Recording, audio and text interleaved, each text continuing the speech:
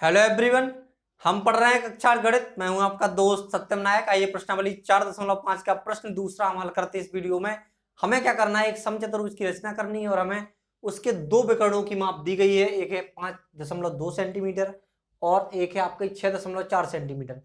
आपको समचतुर्भुज की रचना करने से पहले पता होना चाहिए कि समचतुर्भुज की चारों भुजाओं की माप क्या होती है, बराबर होती है और उसके विकर्ण एक दूसरे को लंब समद्विभाजित करते हैं। मतलब जहां से काटते हैं वहां पर 90 डिग्री का कोण बनता है और एक दूसरे को दो बराबर भागों में बांटते हैं। मान के चलो अगर आपका समचतुर्भुज का कोई एक विकर्ण ए है, ठीक है, और एक विकर्ण आपका ए है, तो जो यहां पर कोण बनेगा, यहां पर बन रहा ना जो कोण, वहां पर 90 डिग्री का बनेगा।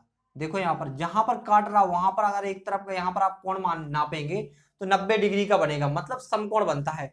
और अगर देखो जी वाली रेखा, जी वाला विकर्ण इस वाले विकर्ण को काट रहा तो इसको दो बराबर भागों में बांटेगा। मान के चलो ये पूरा क्या है, 4 सेंटीमीटर का है, तो 2 सेंटीमीटर इस साइड कट जाएगा, 2 सेंटीमीटर यहाँ। इस बिंदु से आधा भाग यहाँ हो जाएगा, आधा भाग यहाँ। वैसे ही जो दूसरा विकर्ण है ये वाला इसको काटेगा, इसको भी दो बराबर भागों में, मतलब यहां से देखो आधा भाग यहाँ रहेगा, आधा भाग यहाँ रहेगा। तो इस तरह से हमको एक चतुर्भुज की रचना करनी है, एक समचतुर्भुज की रचना करनी है जिसके हमें दो विकर्ण दिए गए हैं। तो विकर्णों के आधार पर आइए हम समचतुर्भुज की रचना करते हैं। सबसे पहले हम यहाँ पर क्या लिखेंगे, हल। हल लिखेंगे और सबसे पहले हमें क्या दिया है, एक विकर्ण दिया है, तो एक चतुर्भुज का नाम ले लेते हैं, हम रख लेते हैं। तो यहाँ पर मान के चलो एक समचतुर्भुज है आपका, ये सभी भुजाएं क्या होंगी, बराबर होनी। इस तरह से मान के चलो एक समचतुर्भुज नाम दे देते हैं, मान के चलो कोई नहीं है, यहाँ पर पी क्यू आर एस। ये रचना नहीं है आपकी, केवल समझाने के लिए है, ठीक है, मिटा देंगे बाद में इसको। अब हम रचना करेंगे, ठीक है।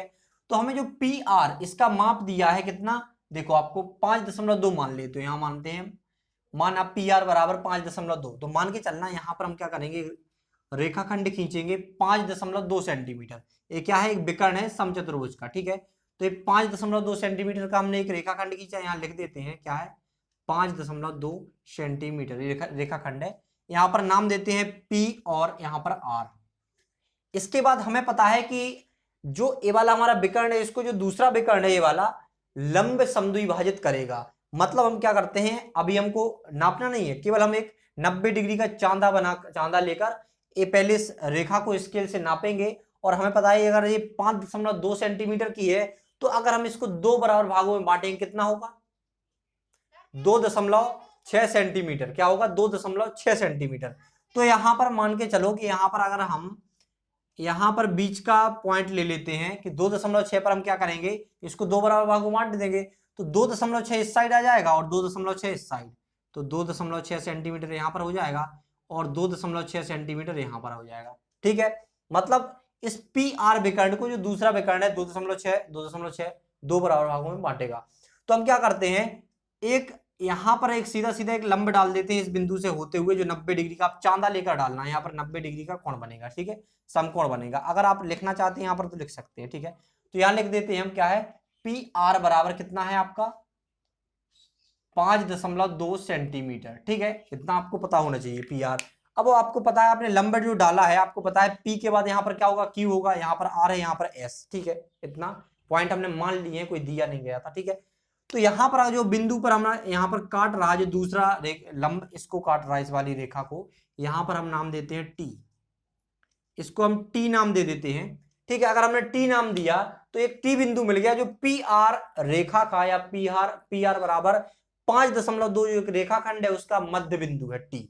अब हम क्या करेंगे, लंबे तो हमने डाल दिया, अब हम क्या करेंगे, जो हमें जो दूसरा विकर्ण क्यू एस पता है कितना है, 6.4 सेंटीमीटर, इसको हम नाम देते हैं क्यू एस बराबर 6.4 सेंटीमीटर। इतना नाम दे दिया हमने।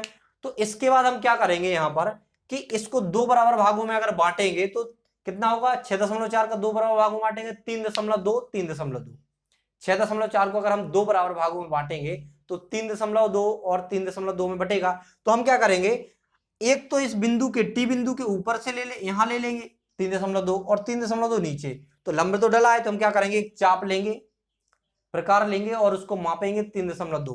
तो टी बिंदु को केंद्र मानकर यहां पर 3.2 का एक इस यहां पर ऊपर चाप लगाएंगे और एक लगाएंगे एक नीचे चाप। इस तरह से हमने दोनों चाप लगा दिए। तो हमें देखो यहां से मान लीजिए जहां पर रेखा को काट रहा है लंब को काट रहा है वहां पर क्या हो जाएगा, क्यू बिंदु हो जाएगा, और यहां पर जो नीचे काट रहा है उसको हो जाएगा एस बिंदु। इस तरह से आप क्या कर सकते हैं, लिख सकते हैं। अब क्या करेंगे, जो हमें क्यू बिंदु मिला है और जो हमें एस बिंदु मिला है, इसको हम क्रमशः नाम दे देंगे। कितना कितने सेंटीमीटर का है, 3.2 सेंटीमीटर, और ए भी आपका क्या है 3.2 सेंटीमीटर। क्या है, एक विकर्ण था क्यू एस जो आपका दिया था 6.4, ठीक है, इसको हमने क्यू एस नाम दे दिया, और 5.2 को हमने पी आर नाम दे दिया था, ठीक है। लेकिन टी बिंदु इसको भी बांट रहा दो बराबर भागों में, इसको भी बांट रहा, ठीक है। टी बिंदु एक ऐसा बिंदु है जहां पर दोनों विकर्ण एक दूसरे को काट रहे हैं और समकोण पर काट रहे हैं। देखो लंब समद्विभाजित का मतलब ये होता है कि समकोण पर 90 डिग्री पर काटे और दो बराबर भागों में बांट रहे, तो एक दूसरे को दोनों दो बराबर भागों में बांट रहे। इतना हमने रचना कर ली। अब हमें क्या करना है, केवल स्केल रखकर आपको Q से R को मिलाना है और R को S से मिलाना है इस बिंदु से, और P को आपको S से मिलाना है और Q बिंदु को P से मिलाना है। इस तरह आप क्या कर सकते हैं, एक समचतुर्भुज जो एक्स्ट्रा है उसको मिटा देना है फिर, ठीक है। तो जो इस तरह आप समचतुर्भुज PQRS की रचना कर सकते हैं, ठीक है। तो अगर रचना के पद लिखना चाहें तो रचना के पद बहुत ही सरल होते हैं, ठीक है। आप इसको तो समझने के लिए बनाते हैं सबसे पहले, इससे हमें क्या होता है, आसानी होती है, ठीक है। आपकी ये रचना है, ठीक है। तो यहां पर अगर हम रचना की पद लिखना, देखो हमने स्केल नहीं रखा तो टेढ़ी आई, लेकिन आप सीधी कर लेना इसको, ठीक है। तो अब रचना के पद लिखना चाहें तो रचना के पद बिल्कुल बहुत ही सरल होते हैं। क्या होता है, सर्वप्रथम हमने पी आर बराबर 5.2 सेंटीमीटर का एक रेखाखंड खींचा, उसके बाद हमने रेखाखंड पी आर का मध्य बिंदु टी निकाला, ठीक है, जो पी आर रेखा को दो बराबर भागों में बांट रहा, किस किस में, 2.6 और 2.6। उसके बाद हमने पी आर रेखाखंड पर एक टी बिंदु से होते हुए एक लंब डाला, ठीक है, जो पी आर को दो बराबर भागों में वैसे ही बांट रहा है, ठीक है। उसके बाद हमने क्या किया, टी बिंदु को केंद्र मानकर जो लंब खींचा गया था ऊपर की तरफ हमने 3.2 का एक चाप लगाया। तो क्या करेंगे, टी बिंदु को केंद्र मानकर 3.2 सेंटीमीटर का एक चाप लगाया तथा नीचे भी 3.2 सेंटीमीटर का एक चाप लगाया लंब पर, जिससे हमें क्यू बिंदु तथा एस बिंदु प्राप्त होता है। इसके बाद हमने पी बिंदु से क्यू बिंदु को, आर बिंदु से क्यू बिंदु को तथा पी बिंदु से एस बिंदु को और आर बिंदु को एस बिंदु से मिलाया, जिससे हमें पी क्यू, क्यू आर तथा आर एस एवं एस पी रेखाखंड प्राप्त हुए। इस तरह आप समचतुर्भुज पी क्यू आर एस की रचना कर सकते हैं। तो आशा करते हैं आपको प्रश्न का हल समझ में आया होगा। इसी के साथ हम आपसे विदा लेते हैं, मिलते हैं अगली वीडियो में अगले प्रश्न के साथ। Thanks for watching.